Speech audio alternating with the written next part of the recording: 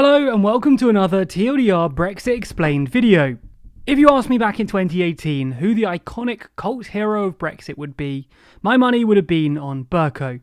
Luckily I didn't bet then though, as in the recent months, one thing alone has become the talk of the town: fish.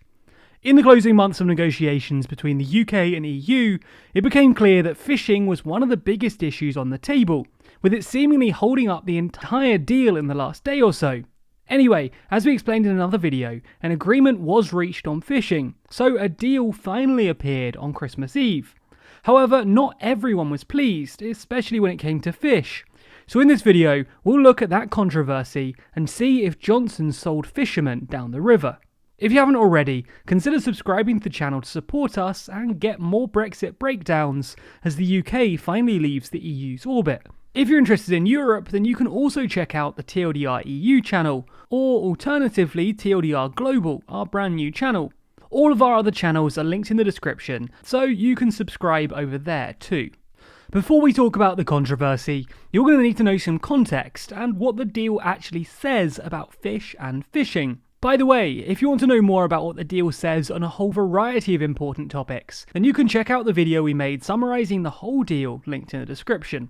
So, how did things work when it came to fishing in the UK while Britain was still in the EU? Well, ordinarily, each country in the world has what's called an exclusive economic zone. This is an area which stretches up to 200 nautical miles from the country's coast, as you'll see off the coast of Scotland, or halfway to another country, for example with countries like France and the Netherlands. So this area represents the UK's EEZ. However, for EU member states, the word exclusive is a bit of a stretch, and that's because of the Common Fisheries Policy. This policy, which we discussed in detail on the TLDR EU channel, means that member states share access to each other's waters.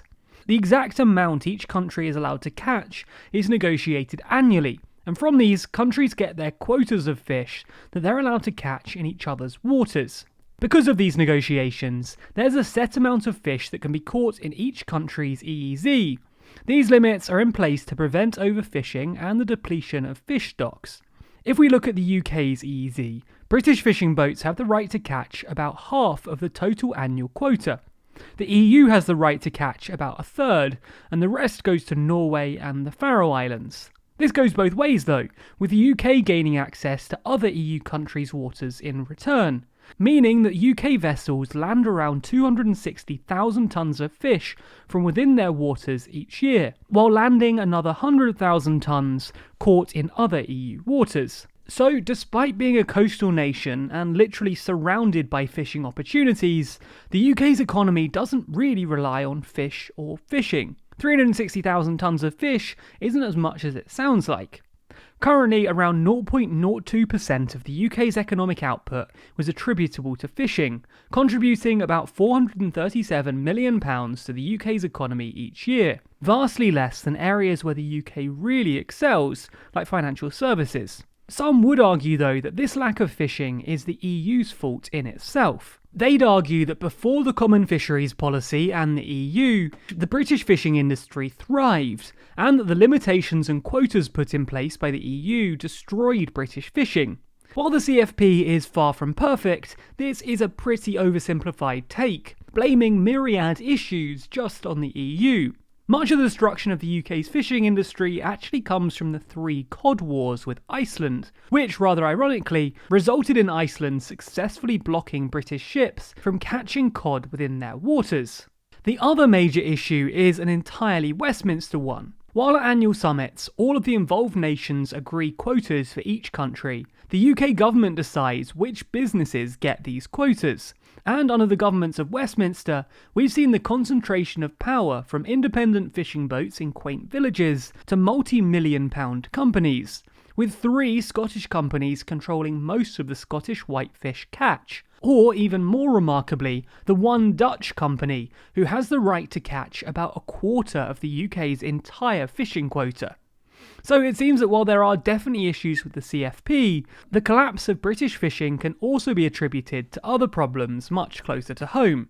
Either way though, many Brexiteers hoped and were even promised that leaving the EU would allow the UK to reclaim its fishing dominance and reclaim full sovereignty over its waters. They hope to see fishing communities thriving again, thanks to new catches of fish and the return of fishing jobs. So is this what Johnson's Brexit deal delivers? Well, the deal certainly doesn't deliver anything quickly, as we're about to enter into a 5.5-year transition period. The transition period starts with the EU maintaining their current levels of access to UK waters, before dropping over the subsequent 5.5 years. By the end, 25% of the EU's fishing quotas will be given back to the UK, which is a pretty minor change over a long period of time.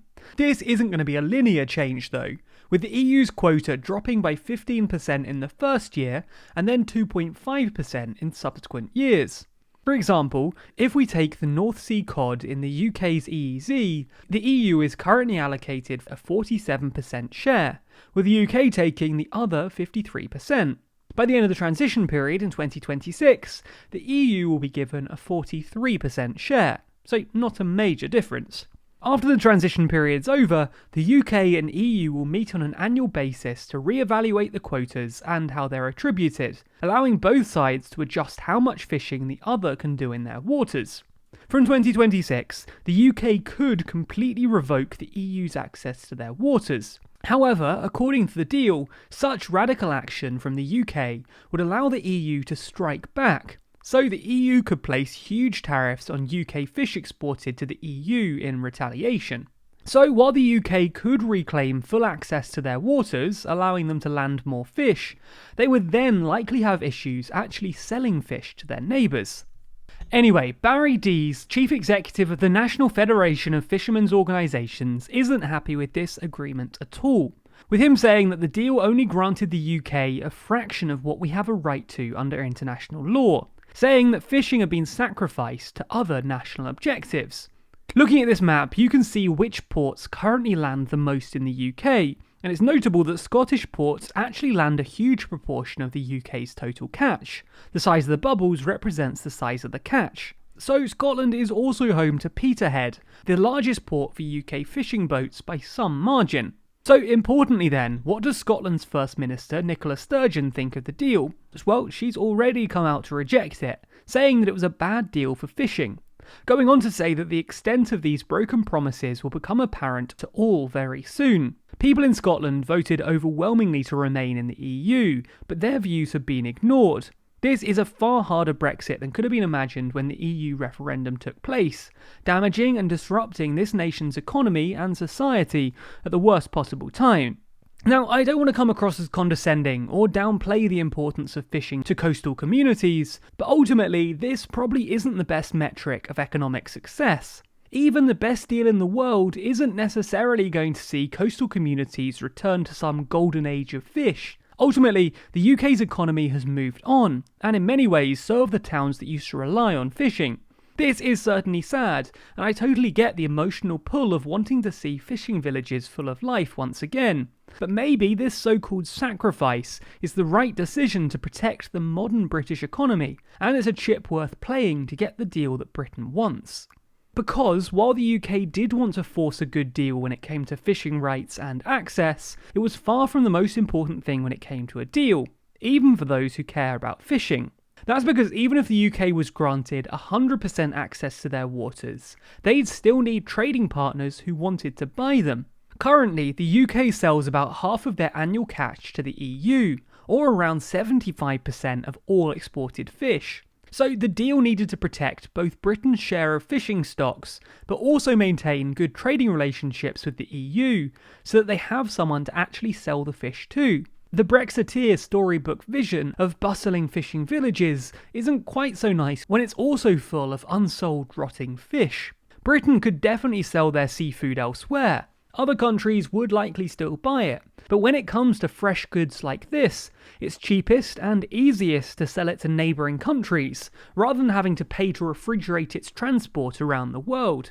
So the deal clearly needed to make both things possible. The other option, of course, would be for the UK to start a Got Milk style campaign for Britain, trying to increase domestic consumption of seafoods. But on the whole, the UK isn't a huge fish fan anyway, with the average Brit eating only 139 grams of seafood each week, a number that's not only dropping, but is also considerably lower than much of Europe. The fish the UK catches also aren't the ones that Brits tend to love. A big percentage of the UK's limited fish consumption comes from fish and chip shops, so it's unfortunate that the UK's biggest catches are mackerel, herring and whiting, which aren't exactly the most common orders at chippies. And this doesn't even include shellfish, which make up a huge part of the UK's catch, and are largely exported due to their unpopularity in Britain. Ironically, while some cod and haddock can be caught in British waters, the vast majority of chippies fish come from outside the UK or EU waters, something a recent survey showed only 31% of MPs actually knew. Anyway, the point of that tangent is that if the UK wants control of its waters, compromise was always going to be needed so that the UK could also sell fish to their neighbours. If Britain wants to maintain its £1.2 billion a year fish and chip habit without resorting to battered mackerel, then getting the fish Britain wants in and the ones it doesn't out is always going to be important. Sir Johnson and others likely hope that the trade elements of this deal will help the fishing industry, as well as the other manufacturing sectors which make up bigger segments of the UK's economy. Anyway, if you want to learn more about what this deal means for trade, or a whole number of other issues, then you can find a link to a video about that down below. What do you think though? Is it reasonable to allow the EU continued access to the UK's waters in order to get reciprocal access and a good deal to help other bigger parts of the UK's economy? Or is it just a matter of principle that the UK should protect its fishing boats? Let us know your thoughts in the comments below. Also, be sure to subscribe to the channel and hit the bell icon to be notified every time we release a new video. Special thanks to our Patreon backers who make videos like this one possible. And if you want to see your name at the end of videos, then you too can back us on Patreon. The link to that's in the description.